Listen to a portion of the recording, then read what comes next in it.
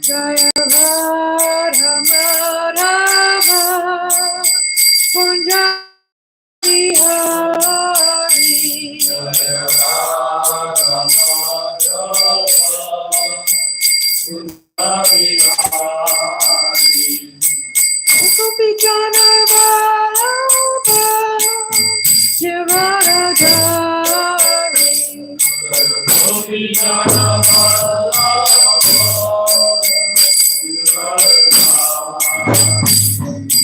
Gopi Jana Vallabha Giridhari. Yashoda Navanatari.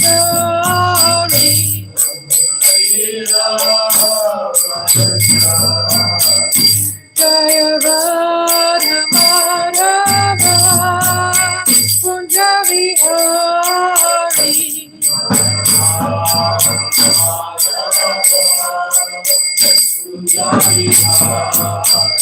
Jaya Radha Madhava Kunja Bihari.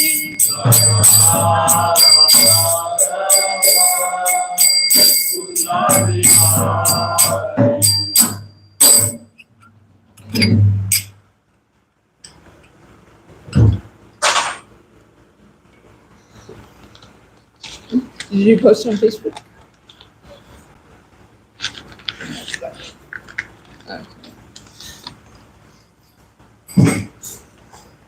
There's just more. Okay, Jayam Vishnupad Paramahamsa Pari Rajakacharya Ashtotara Sri Srimad A.C. Bhakti Vedanta Swami Maharaj Prabhupada Ki Jai. ISKCON founder Acharya Srila Prabhupada Ki Jai. Jayam Vishnupad Paramahamsa Pari Rajakacharya Ashtotara Shaka Sri Srimad Bhakti Siddhanta Saraswati Goswami Maharaj Prabhupada Ki Jai. Jayam Vishnupad Srila Gaur Kishore Das Babaji Maharaj Ki Jai. Jayam Vishnupad Srila Satchidananda Bhakti Vinod Thakur Ki Jai. Jayam Vishnupad Vaishnava Sarvabhuma Srila Jagannath Das Babaji Maharaj Ki Jai. Jaya Shri Rupa Sanatan Bhatta Raghunatha Shri Jiva Gopala Bhatta Das Raghunatha Sad Goswami Prabhu Ki Jai. Namacharya Srila Haridas Thakur Ki Jai. Prem Se Kaho Shri Krishna Chaitanya Prabhu Nityananda Shri Advaita Gadadhar Shri Vasari Gaura Bhakta Vrinda Ki Jai. Shri Shri Radha Krishna Gopa Gopinath Shamakun Radhakun Giri Govardhan Ki Jai. Shri Mayapur Dham Ki Jai. Shri Vrindavan Dham Ki Jai. Ganga Maya Ki Jai. Yamuna Maya Ki Jai. Bhakti Devi Ki Jai. Tulsi Devi Ki Jai. Ananta Koti Vaishnava Vrinda Ki Jai. Shri Harinam Sankirtan Ki Jai. Gurunath Raj Srimad Bhagavatam Ki Jai. Glories to the King of Books, Srimad Bhagavatam. ISKCON Bhartma Guru Vrinda Ki Jai. Samavekta Bhakta Vrinda Ki Jai. Gaura Pramanande. Haribo, all glories to the assembled devotees. All glories to the assembled devotees. All glories to the assembled devotees. All glories to Sri Sri Guru, Sri Guranga, all glories to Srila Prabhupada.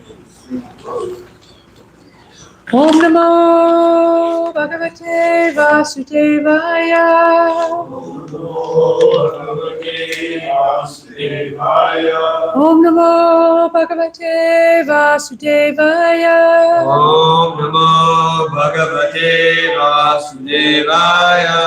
Om Namo Bhagavate Vasudevaya.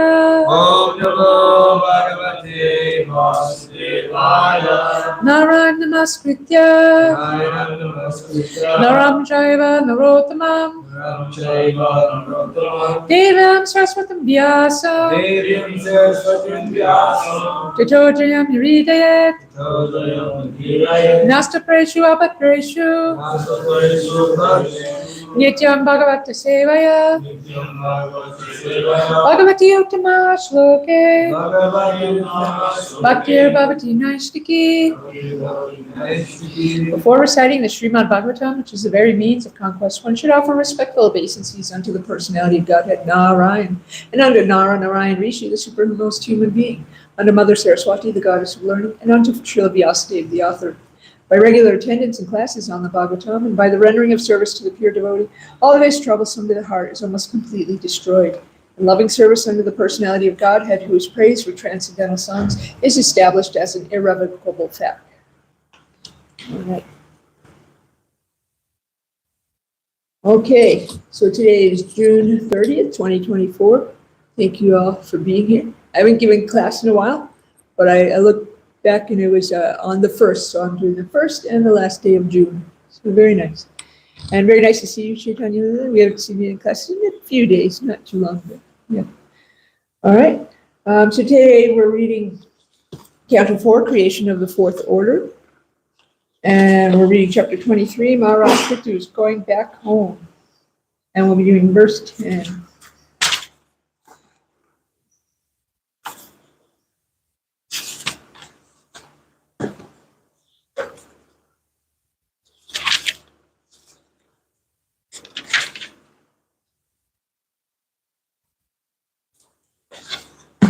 Okay. Bhagavadharminaha sadho Bhagavadamina sadho Shradhaya yatata sada Sada Bhaktir Bhagavati Brahmani Ananya Vishaya Anaya Vishaya Bhavat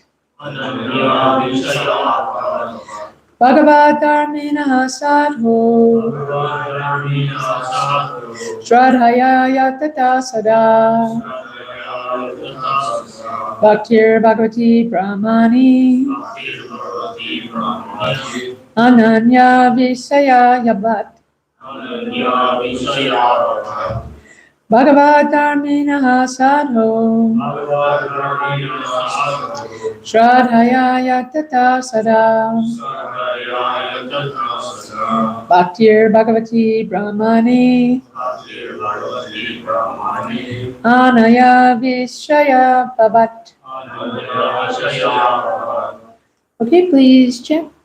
Bhagavadamina sadho Bhagavadharmina sadho Yatata sada Shradhaya yatata sada Bhagavati Brahmani Bhaktir Bhagavati Brahmani Ananya Vishaya Bhavat Anaya Vishaya Bhavat Bhagavadharmina sadho Bhagavadharmina sadho Sratayaya tata sada Shradhaya yatata sada Bhaktir Bhagavati Brahmani Bhaktir Bhagavati Brahmani Ananya Vishaya Bhava Ananya Vishaya Bhavat.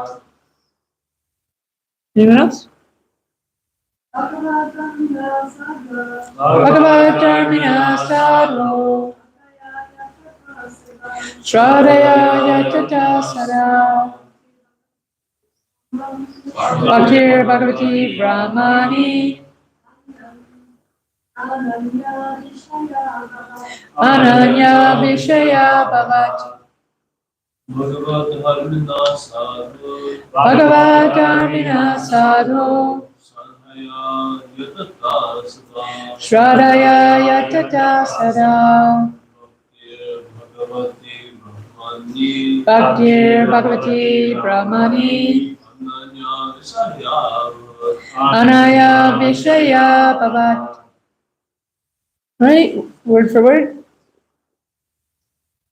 Okay, Bhagavadharminaha, Bhagavadharmina one who executes devotional service. one who executes devotional service. Sadho, Sadho of the devotee. of the devotee.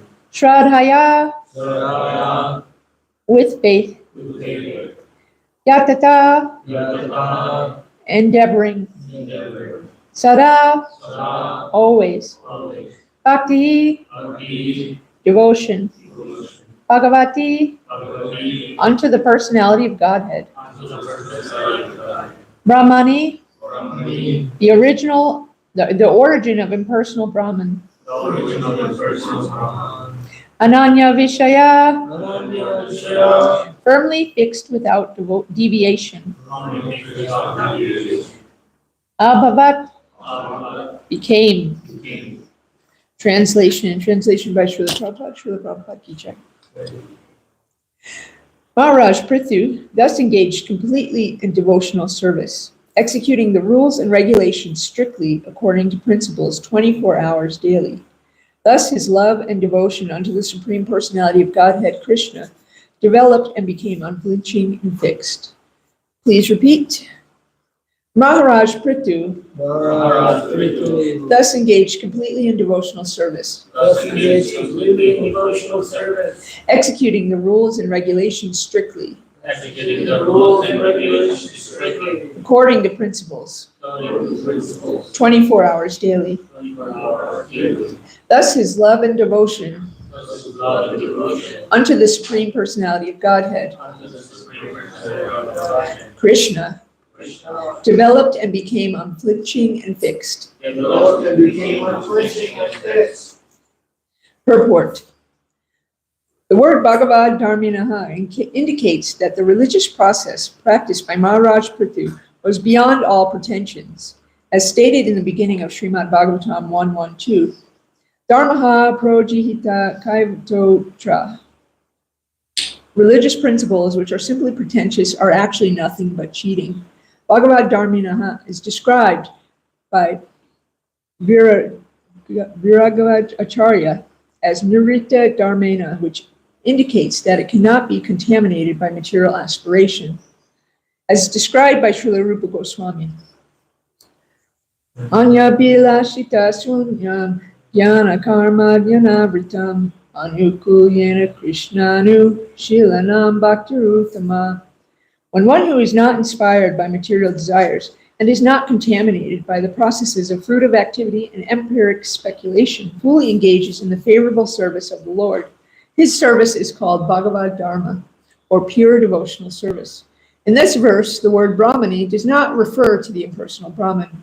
Impersonal Brahman is a subordinate feature of the Supreme Personality of Godhead, and since impersonal Brahman worshippers desire to merge into the Brahman effulgence, they cannot be considered followers of Bhagavad Dharma. After being baffled in his material enjoyment, the impersonalist may merge into the existence of the Lord, but a pure devotee of the Lord has no such desire. Therefore, a pure devotee is really Bhagavad Dharmi. It is clear from this verse that Maharaj Prithu was never a worshipper of the impersonal Brahman, but was at all times a pure devotee of the Supreme Personality of Godhead. Bhagavati Brahmani refers to one who is engaged in devotional service of the Personality of Godhead. A devotee's knowledge of the impersonal Brahman is automatically revealed, and he is not interested in merging into the impersonal Brahman. Maharaj Prithu's activities in devotional service enable him to become fixed and steady in the discharge of devotional activities without having to take recourse to karma, jnana, or yoga.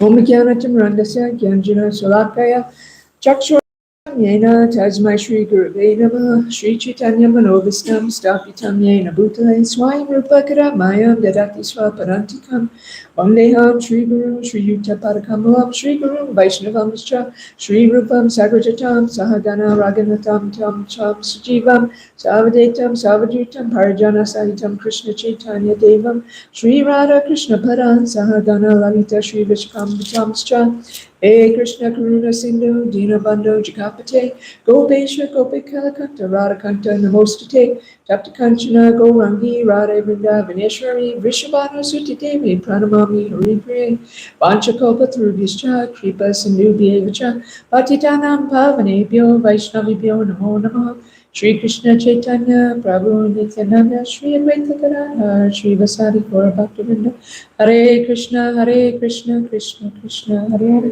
Hare Hare Rama Rama Rama Hare Hare.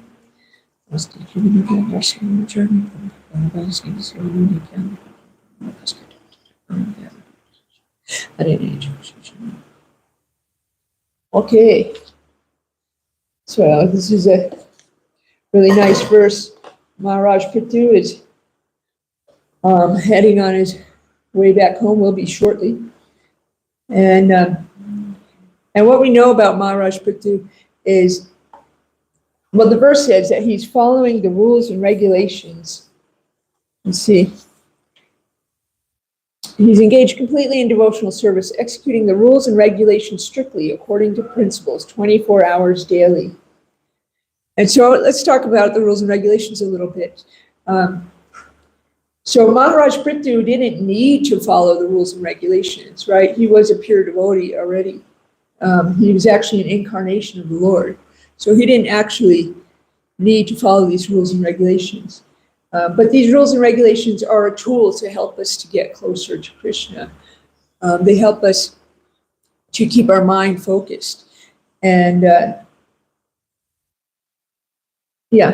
and so Srimad Prabhupada has said, as soon as you become Krishna conscious and you follow the rules and regulations under the direction of your bona fide spiritual master, at that time you become yourself bona fide. And as soon as you become bona fide, the response within will come because Krishna is with you. Krishna is everywhere. So as soon as you follow the rules and regulations under the instruction of a bona fide spiritual master, then you yourself become bona fide. So why would King Prithu be following the rules and regulations if he didn't need to? Does anybody have an idea? Yeah, Lavanga.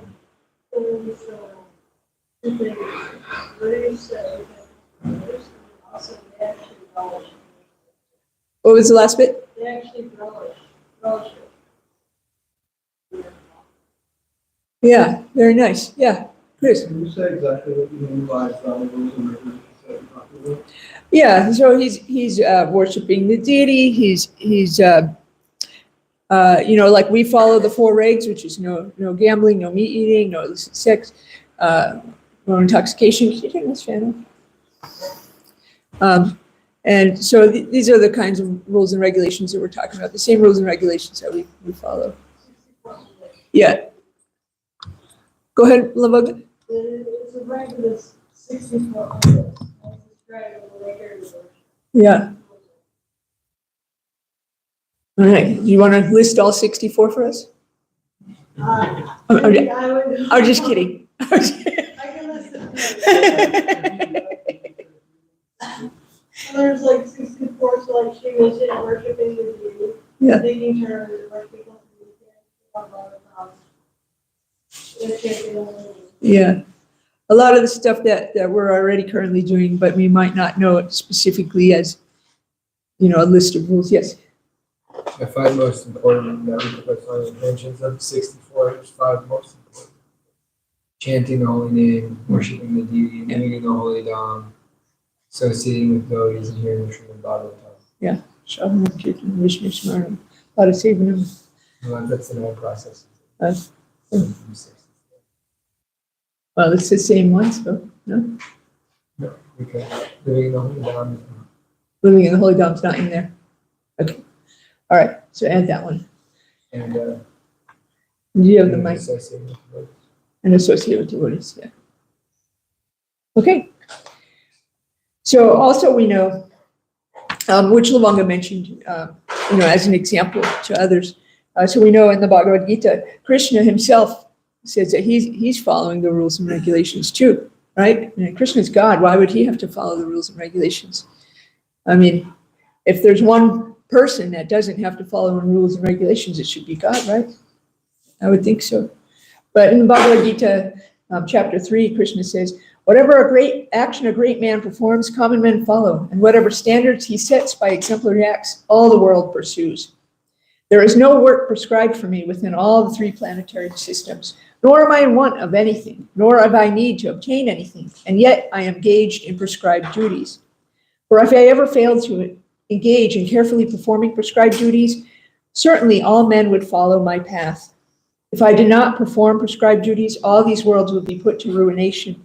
I would be the cause of creating unwanted population, and I would thereby destroy the peace of all living beings. As the ignorant perform their duties with attachment to results, the learned may similarly act, but without attachment, for the sake of leading people on the right path. Right? So there, Krishna is telling us he doesn't have to follow these rules and regulations, but he's doing so to be an example to all of us. So I think that sometimes some people might fool themselves into thinking they don't have to follow the rules and regulations because, they think I'm so advanced, these rules and regulations aren't for me. I don't need to follow them. But really, they're just tricking themselves because Krishna himself is following the rules and regulations. So even if you don't need to, you should anyway, just to be a good example. So this purport talked a lot about pure devotees, and so I wanted to talk about, there's three kinds of devotees. Who knows what the three kinds of devotees are? Anybody? Yeah.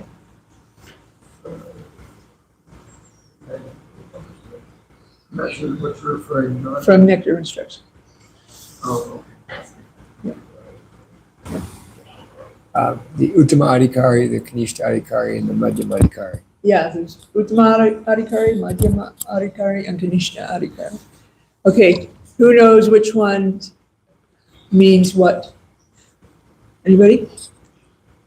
Okay. So, in Nectar of Instruction, text 5, it says, one should mentally honor the devotee who chants the holy name of Lord Krishna. So, who knows which one that is? Nobody? So, yeah, that's Kanishta Adhikari. Okay. One should offer humble obeisances to the devotee who has undergone spiritual initiation, diksha, and is engaged in worshiping the deity. And one, yeah, so who knows which one that one is? Madhyam, yeah, very good. Okay. And then that only leaves one more. So, so this is obviously going to be Uttama Adhikari. And one should associate with and faithfully serve that pure devotee who has advanced in undeviated devotional service and whose heart is completely devoid of the propensity to criticize others. All right, so let's read a little bit of this purport. In this verse, he tells us how to deal with three types of devotees: the Kanishta Adhikari, the Madhyama Adhikari, and the Uttama Adhikari. Kanishta Adhikari is a neophyte who has received Harinam initiation, or first initiation, from the spiritual master and is trying to chant the holy name of Krishna. One should respect such a person with his mind as a Kanishta Vaishnava. A Madhyama Adhikari has received spiritual initiation from the spiritual master and has been fully engaged by him in the transcendental loving service of the Lord. The Madhyama Adhikari should be considered to be situated midway in devotional service. The Uttama Adhikari, or the highest devotee, is one who is very advanced in devotional service. An Uttama Adhikari is not interested in blaspheming others. His heart is completely clean, and he has attained the realized state of unalloyed Krishna consciousness. One should not remain a Kanishta Adhikari, one who is situated on the lowest platform of devotional service and is interested only in worshiping the deity in the temple. Such a devotee is described in the 11th canto of Srimad Bhagavatam.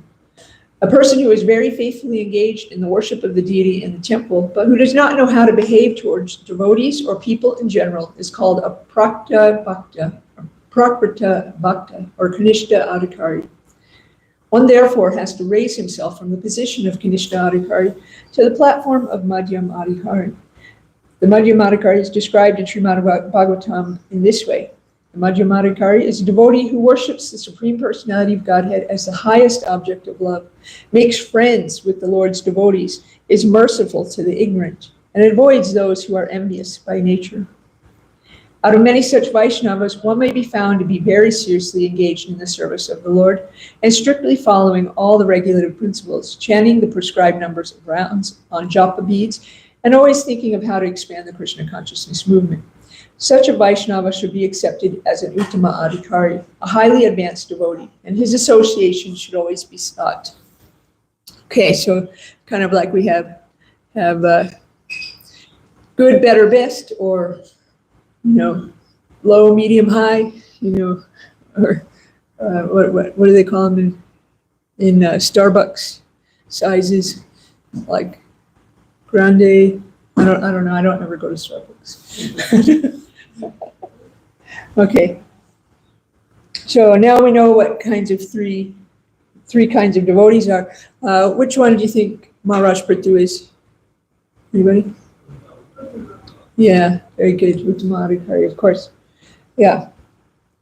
So there's one thing that should be noted, though, is that even if one is an Uttama Adhikari, he does have to come down to the Madhyam platform in order to preach. Because in Uttama Adhikari, they're not making any distinctions. And when you're preaching, you sort of have to make distinctions in order to be able to preach effectively, right?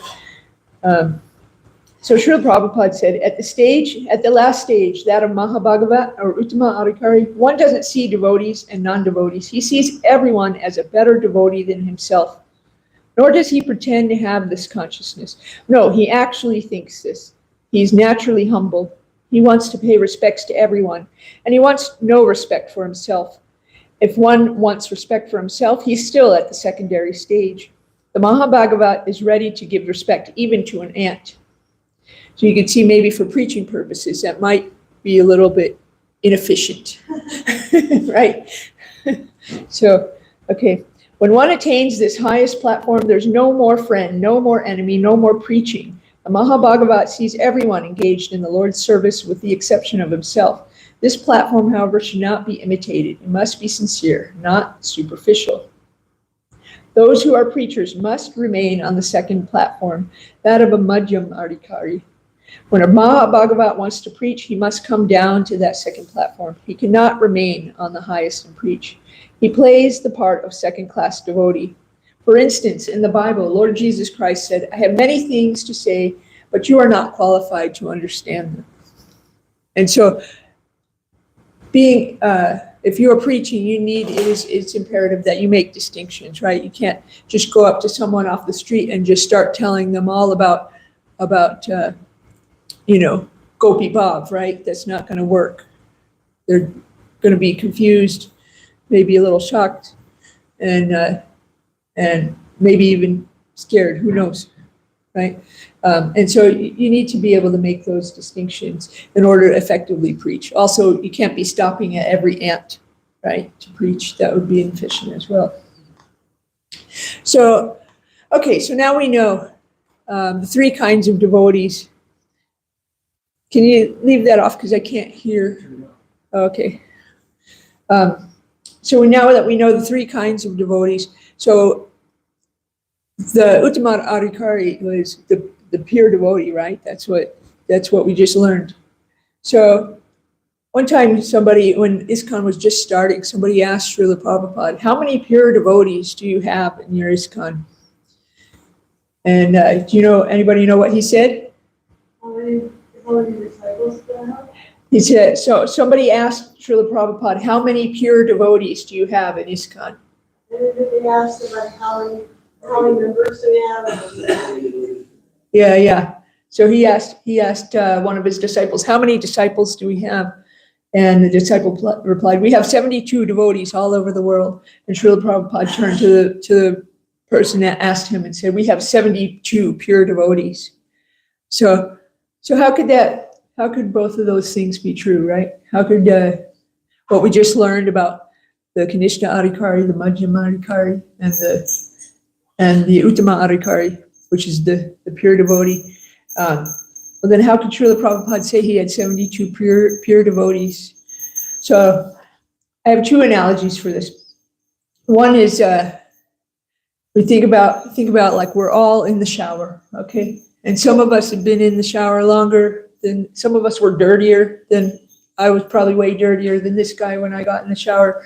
And but we're all in the process of getting clean. And we know like when we're done showering, we're going to be clean, right? And so it's kind of the similar idea there.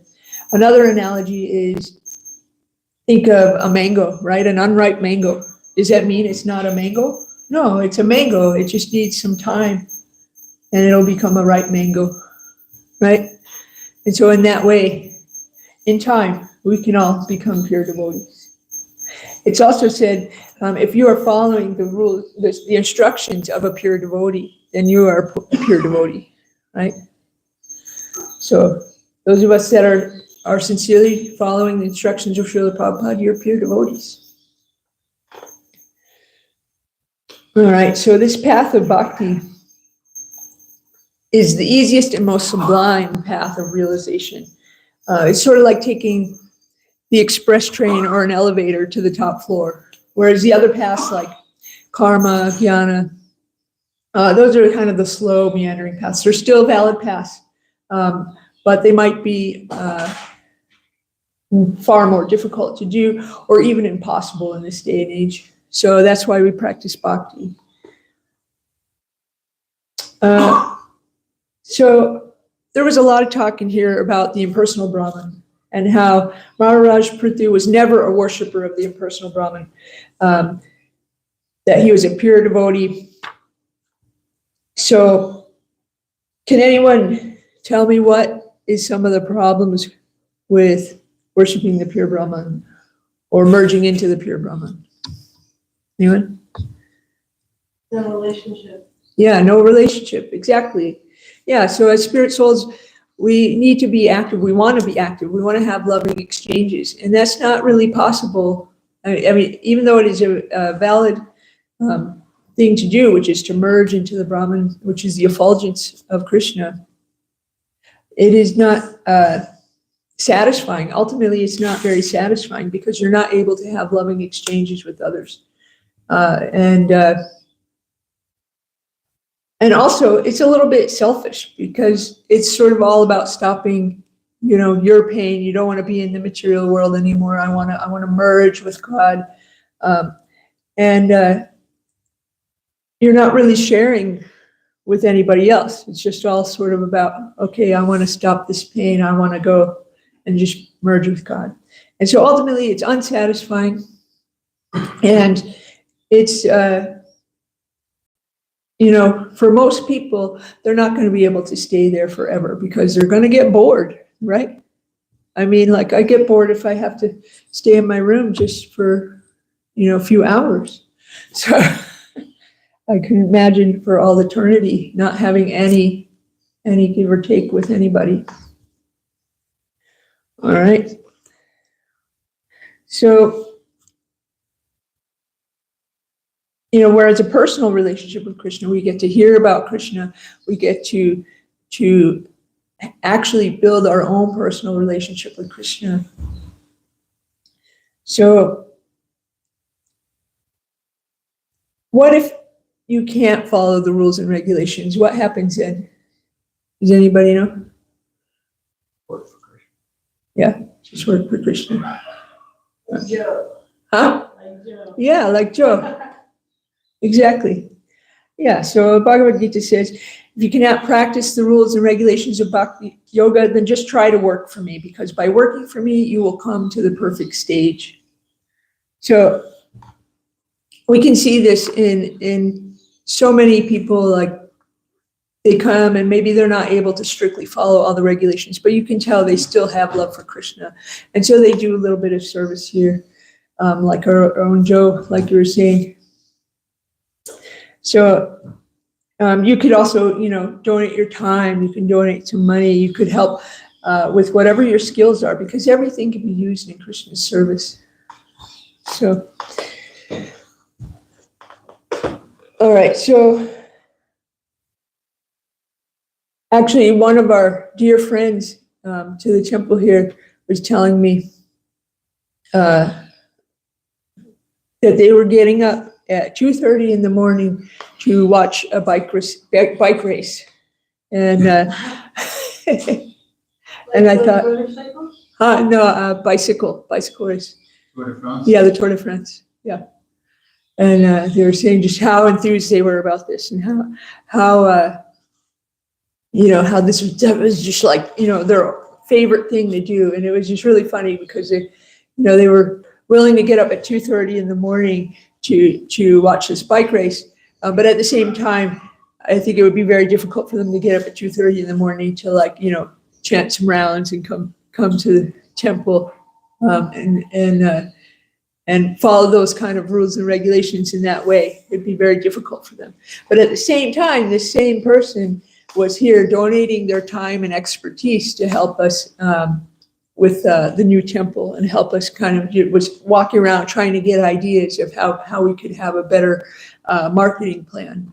And so this is a really nice example of someone who wasn't really able to follow the rules and regulations, but was still doing service, working for Krishna, and it also made me chuckle, to see that the things that people are willing to do austerities for, like by graces, or I've done so many austerities in my life for kind of nonsensical things too. So, sometimes when I think about,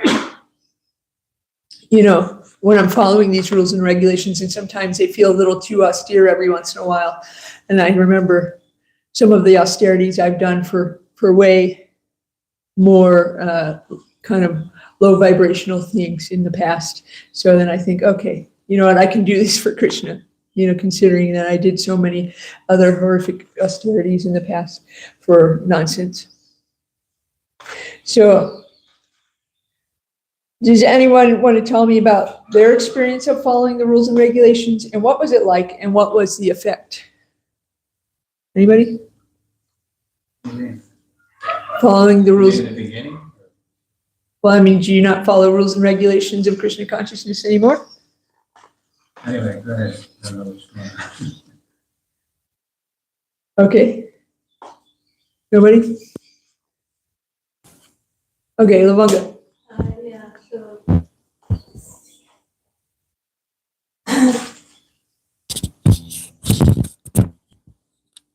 Sorry. So yeah, the question was our experience of following rules and regulations. So I found it gave me in like a fixed like engagement in Krishna consciousness. The hearing Srimad Bhagavatam, worshiping Tulsi Devi, worshiping the deity. It gave me my experience was that it made spiritual life easier because it gave me something to fix my mind on.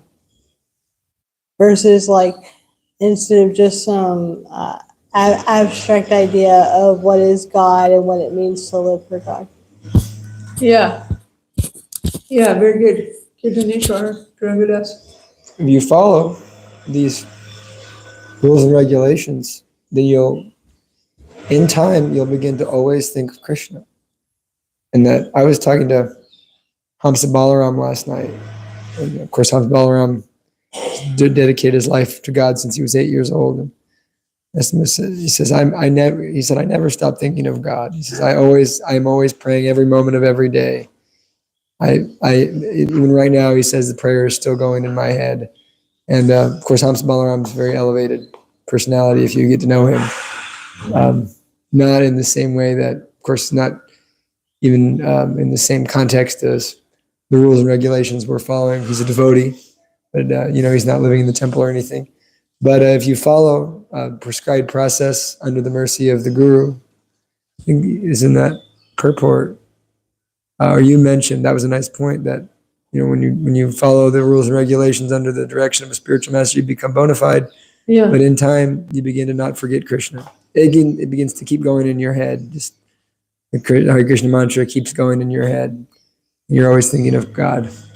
And so you become fixed in Krishna consciousness. And there's that verse that you're always engaging in these, the rules and regulations give us a way to always engage in Krishna consciousness at all times, no matter what we're doing. And if we do that, then we transcend the modes of material nature and become happy. Yeah. Ramanan Prabhu.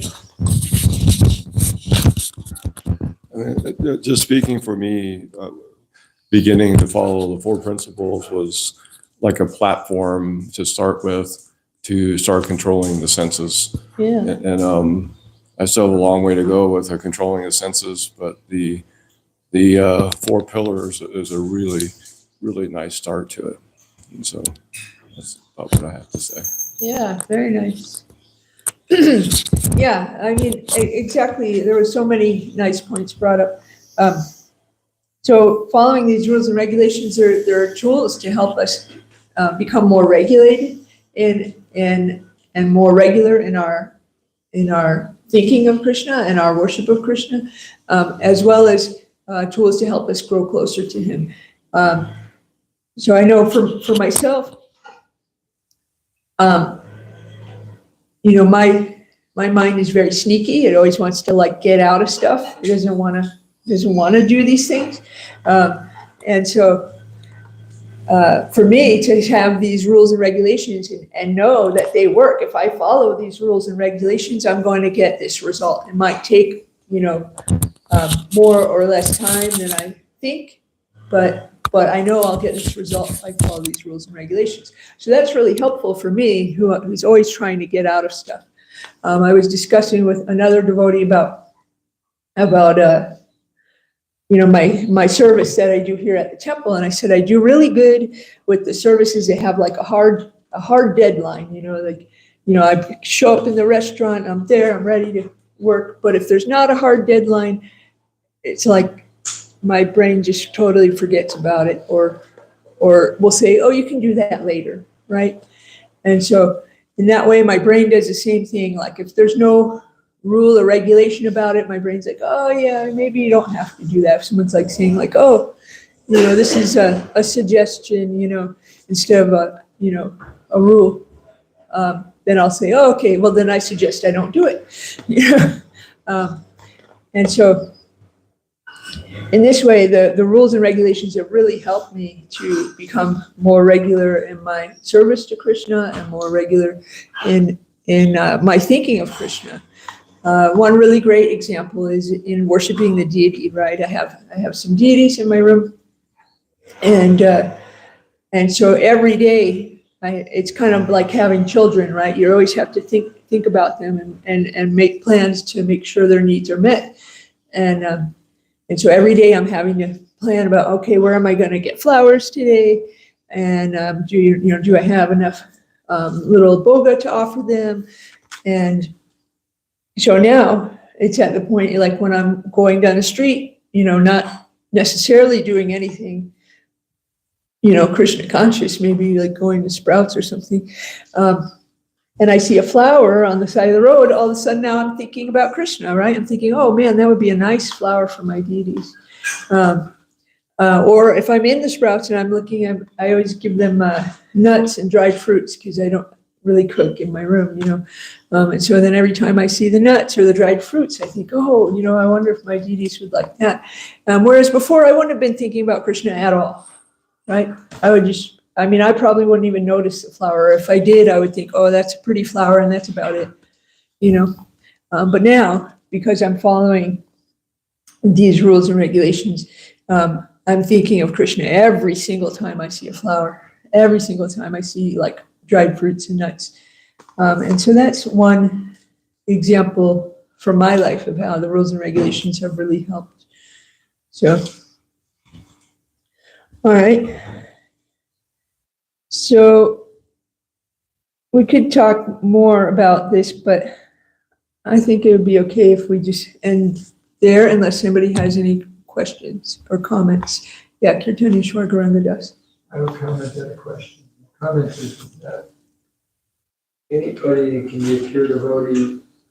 The verse Prabhupada quoted, Anyabhirash Kashin, Yamam Kamanya, Vikam Adapwe, Krishna, Ashiyam, that even if someone's just a sadhaka on the first day in the temple, the first day they come to the temple, if they can do devotional service free from material desire and free from mental speculation and karma, following the footsteps of the previous acharyas in a pleasing way to Krishna, that's pure devotional service. Yeah. Even if the consciousness isn't developed, they're pure devotee because they're engaging in pure devotional service. So we're all doing pure devotional service because chanting Hare Krishna is pure devotional service, here in the Bhagavatam is pure devotional service. So, with just the right consciousness, even someone who's first day in the temple, they can be a pure devotee, but they're not necessarily like Uttama Adhikari, but they're still pure devotee. Right. And the Bhakti, what's the book? Srimad Bhagavatam describes all the different pure devotees, and we hear, Lord Shiva is the purest devotee, greatest devotee, but then yet he's not Radharani. He's not. He says Prahlad's a better devotee, and then Prahlad says Hanuman's a better devotee than me. And so all these devotees, they feel like there's better devotees than them, but they're all pure devotees. And that even goes down before Then when he goes to Lord Shiva, he goes to Lord Indra, and then he goes to some Brahmins. And on the earth, there's Brahmins, and they're doing pure devotional service, worshiping the deity, but they're not necessarily like Lord Shiva or Radharani. And then my question is Krishna says that the dearest devotee is he who's engaged in preaching. Yet the preacher has to be a Madhyamadikari. So in that sense, would that mean that the Madhyamadikari is actually, the Madhyamadikari engaged in preaching is actually the most elevated devotee? Because we are like Bhagavad, the Madhyamadikari, he's preaching, or he doesn't preach, he's just absorbed all the time. Yet Krishna says that the dearest person is the preacher. Yeah. I mean, I can't say, which is the dearest, but yeah. The best example is Prabhupada. Yeah. On the highest levels of Krishna praying. But the real thing is he wants to share it with everybody. Yeah. So he has to come down and make distinctions. Who's innocent, who's envious. Yeah. Like that. So same person, but he whatever is favorable for doing the mission. Like the one Prabhupada once told Hari Prabhu, and also Giriraj on a different occasion. He said, "My desire is to spread Krishna consciousness everywhere at once." Yeah. So that means he's all over the world. Uttama Adhikari is there just, he's Uttama Adhikari also, but if you just take that strict definition of Uttama Adhikari, not seeing everybody serving Krishna but him. Yeah. Yeah.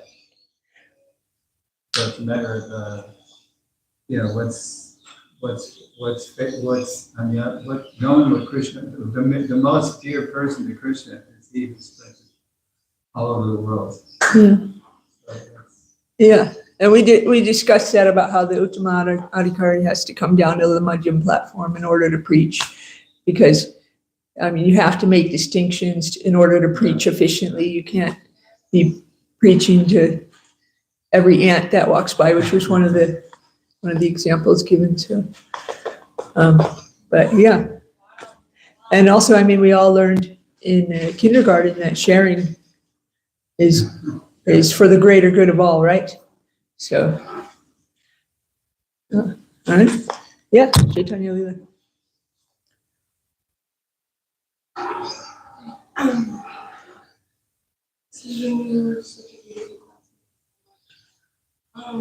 just wanted to expand on the regulatives, because I was thinking about this very quickly, and I was thinking like in some way it's like the regulative principles and like rules and regulations serve as like, it's like we don't realize how fragile our hearts are. Mhm. And how it's like those, if we look at them really in detail, like what those are, like no gambling, no illicit sex, those are directly things that could deeply affect us and like really bring pain and suffering. Yeah. And we don't realize, like, and sometimes like we're caught in the illusion of we think that we need it, or it's like this addictive kind of patterns Mm-hmm. of everything, and we don't realize how damaging it is to us and how it takes us, it kind of pulls us away from like the true reality of ourselves and like reality and just everything around us. And it's like Krishna's way, like if you can kind of see it in an endearing way, it's like his way of like protecting our hearts, like, and giving us, insight on how these energies influence us. And I think like in our own, neophyte state or immature states, we can't really understand it, and we can't understand because we're thinking that we're so convinced and we're in this already illusion that we need it so desperately, and our existence is clinging on to it. Mm-hmm. And so it's like, in some way, it's like Krishna's like trying to take us away from that just enough so it can open up a different reality. Mm-hmm. And I think that's like, it's actually the most loving thing.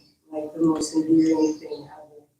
And it really speaks to like how much Krishna loves us. And it shouldn't be seen as like something that's like, oh my God, like, why am I doing this? But it's actually, there's a reason, there's intention, and there's a reason why it exists that way. Yeah. Yeah, that's a very beautiful point. I mean, of course, I mean, we think about rules and regulations, you know, with a parent with a child, I mean, like, you know, parent has those rules and regulations, like don't touch the hot stove because they care about their child. They don't want their child to be hurt. And so that's why these different processes are recommended.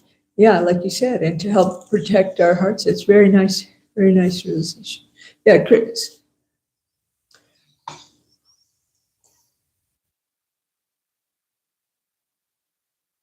I would go even farther with that and say that if we go against the regular principles, it makes us numb and insensitive. Yeah. And so we're not even able to reach Krishna. Yeah, absolutely. Even no matter how advanced we are, we then go. I mean, we think we're tough, you know, but it's really a matter of numbness. Yeah, absolutely. I think, you know, we can see this. I'm sure most of us have encountered someone that, you know, when they find out you're a vegetarian, they suddenly get hostile, right? And it's just like out of nowhere. It's like you're not trying to make them a vegetarian, but all of a sudden they're like, you know, coming at you with hostility. And it's like, where is this coming from? It's because in their heart, they're reminded that they don't have to kill in order to satisfy their tongue, and it hurts them. Otherwise, they wouldn't be projecting this hostility outwards, right? Because you're literally just like sitting there eating your chickpeas, and they're you know, hostile about it. You know, but because, you know, they're not following that principle, there's this cognitive dissonance that goes on, and so they've kind of got to toughen up their heart to get around that, and so that you know, they're not thinking about that every day when they're eating their, you know, bacon or whatever it is. So, Chandrika.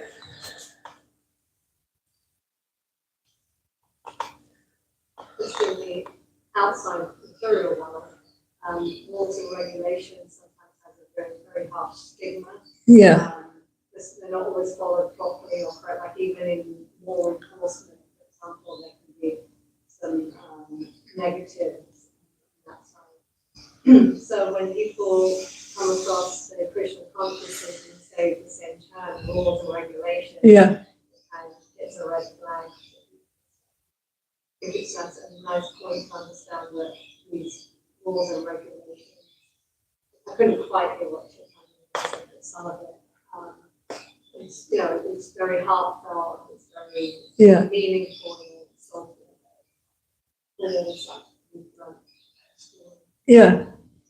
And then also we shouldn't just be following rules and regulations just for the sake of it. We should know why we're doing it, and we should want to do it. Okay, maybe you don't want to do it 100% of the time, but intellectually you know why it's a good idea and why you're doing it. Because otherwise, if you're just following rules for rules' sake, I mean, that's not gonna get you anywhere. It's not gonna be helpful. It's just gonna hinder you. So, yeah, Kirtanishwar Garangadas. When I first read the Bhagavad Gita, I was like 15, you know, and then I kind of like read it, but didn't like click very deeply. I kind of got the idea that you should do things for God. And then like I got into George Harrison and kind of like helped me understand more. And then when I met the devotees, I met Govinda Dutt, who's one of the strictest devotees I think any of us know, probably not the strictest devotee I know. And I remember he was telling me this stuff, and I said, "Wait a minute, this is a religion." I was like so like hard. I was like, "This is nuts." You're telling me I have to control myself now, and I was so like, but then it like made too much sense, and I was like, yeah, it got in my mind. But then I realized in time, of course, it took me a few years after that, 3 years after that, to actually follow the rules and regulations. But I realized that it's very profound the four regulative principles are very profound things. It's like, it kind of sounds cheesy when you hear, oh yeah, we don't have illicit sex, take intoxication, or eat meat or gamble. And it's like, oh, that's kind of, cheesy. But then and you realize that there's a profound nature to those things, that your consciousness, like Chaitanya said, it's very profound. And then, we hear about in the Bhagavatam, even 5,000 years ago, that's how those activities are how Kali or quarrel develops. And so by avoiding those activities, we become situated free from Kali, free from quarrel. And you are in a platform to really elevate your consciousness at that stage. But it sounds crazy at first, but there's such a profound nature to it. And even amongst Gaudiya Vaishnavas, Srila Prabhupada stands apart from other Gaudiya Vaishnava gurus, because Srila Prabhupada gave us these. And even in the Gaudiya Math, they never vowed these four regulative principles. Srila Prabhupada started that. And because he understood so clearly, he was able to understand so deeply the nature of us and the nature of Krishna consciousness, and that this is so necessary. Yeah. I know even, in the Gaudiya Math, devotees, it's just like, you just be a vegetarian, they'll initiate you. But Srila Prabhupada's given us this really powerful thing, so we'll be grateful. And Narahari Prabhu, our senior Narahari Prabhu, always says, I'm grateful for all the regulative principles. I love them, and then my favorite of all of them is no illicit sex. It's his favorite regulative principle. Yeah. So. When we got initiated, or at least when I got initiated, I was told to lead with your favorite regulative principle, which I took that to mean the one that would be the most difficult for you to keep up. And so, yeah. All right, we'll end there. Srimad Bhagavatam.